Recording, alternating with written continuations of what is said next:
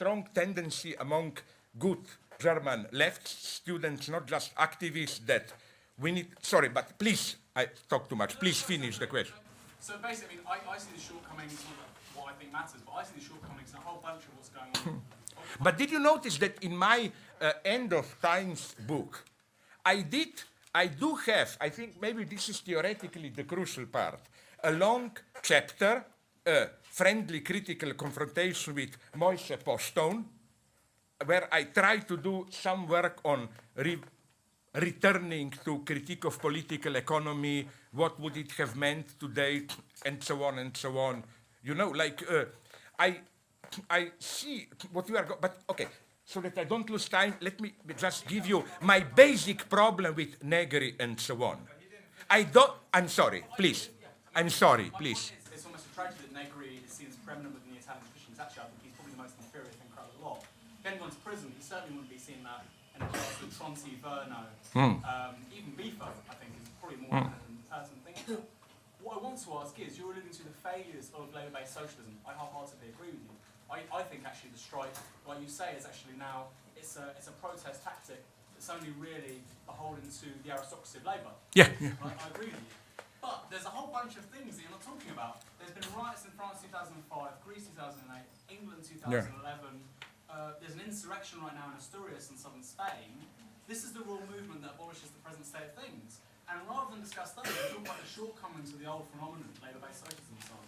So my question is, why are you talking about, A, those thinkers who've investigated these subjects for a very, very long time, B, these phenomena that are really understated within mainstream media anyway, and given you're the first port of call for any neophyte critical theory, which you might not think, you really are. I'm from Bournemouth, a little Mickey Mouse town in the South. Hour Zizek, right? Your books are on the Waterstones shelf, so you're the first port of call for people who are intellectually curious. But you don't talk about these things. And I think that's like, I'm kind of worried because you're talking about the shortcomings, the bullshit stuff from, 20th century labour-based socialism. I agree. You don't talk about this other stuff as well, right? Self-reduction, auto-reductions, insurrectionary politics, essentially. Greece in December 2008, for instance. I think we're repeating. Yeah. Okay. Very briefly, so that I don't talk too much. Now, precisely my answer will be what, just when I'm very sorry, interrupted you, I wanted to say. It's that, I know this is a concrete political judgment. We don't have now time to debate how. I don't have great trust in these insurrectional practices. The hope of some people is that somehow, at some point, they will be universalized, in the sense of, I know that I agree with you. Negri is much more lower here theoretically, but it's for me still basically the same dream. Negri says, multitudes resist, linear de fuite, this here and there, but, as he puts it, and there he usually starts to quote San Francisco's or some theological authors, but a moment will come when multitude will overthrow this skin of state and capital and take the... I don't think so. I think that we should not only drop, this is a very problematic point I'm well aware of, that we should not only drop the two main forms, big ones, of 20th century radical movement, Soviet Stalinism and welfare state social democracy, that the dream of direct democracy, councils, local, should also be dropped, at least dropped as the solution. The big problem for me today is look at the big problems. For example, now, financial capital, ecology, and so on. Sorry, we need to reinvent, but the question is how, mega large bodies for decision, even transnational bodies for regulation, and so on and so on. This is the conflict that I even had again and again with my friends, not Greeks from Greece, but Kostas Douzinas and others here, when I was a little bit unfair. But there is a regular debate I have at Birkbeck when Kostas said, Slavoj, you don't see what wonderful things are happening in Greece, like people meet, and they are all equal. There is no leader, they all talk, everybody has the right to talk, to a voice, everybody just shouldn't speak longer than 2 minutes, and so on and so on, then I tell him always the same thing. Okay, let's accept that maybe, which I doubt, because the campaign is so brutal, nasty, full of lies, and so on.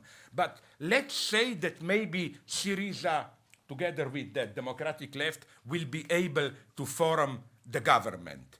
And we know the situation. Flight of capital, sabotage of the whole state apparatus, and so on. What they will have to do if they want to have even a chance of survival, it's not they will gather again at Syntagma Square and debate so that each one, I'm sorry to tell you, they will need strong police, financial police, even arresting people. They will, how to do this without, in some mimetic logic, that's the biggest challenge if Syriza wins for me is that, you know, it is true that Greek state is an inefficient clientelist state apparatus. How to change this apparatus? And you see, at this level, I think that I never believed in this, and I follow it closely, this, you know, local community, workers take it over, and so on. I have friends in Venezuela who keep me in touch with, you know, I'm so evil. Like, from time to time, you have their newspapers. Wonderful, Chavez decided that this factory will be given to workers to control, regulate, organize production. Okay, my evil friends do something really nasty. They keep a list of these factories and go back a year later. Well, as you can imagine, 99% fiasco, either sold or bankruptcy or whatever. I mean, again, as long as it works, it's a wonderful thing. I admitted this, direct local councils and so on, but it doesn't answer the key question for me. I'm here, maybe there is some truth that I'm secretly more authoritarian here or whatever. You know, but everyone can be enthusiast of local councils. But at some point, if something that will be close to us takes over, we will need secret police. We will need financial police and so on. How to do that in a different way? That's the true challenge. And that really is a challenge. At which point, we're going to leave it there for the time being. There'll be a half-hour break, after which I think there's a screening. Is that correct, Sarah? No, basically what's going to happen is Slavoj is going to sign some books, so you can perhaps ask him some more questions afterwards. But perhaps not. Maybe. Yeah, but perhaps.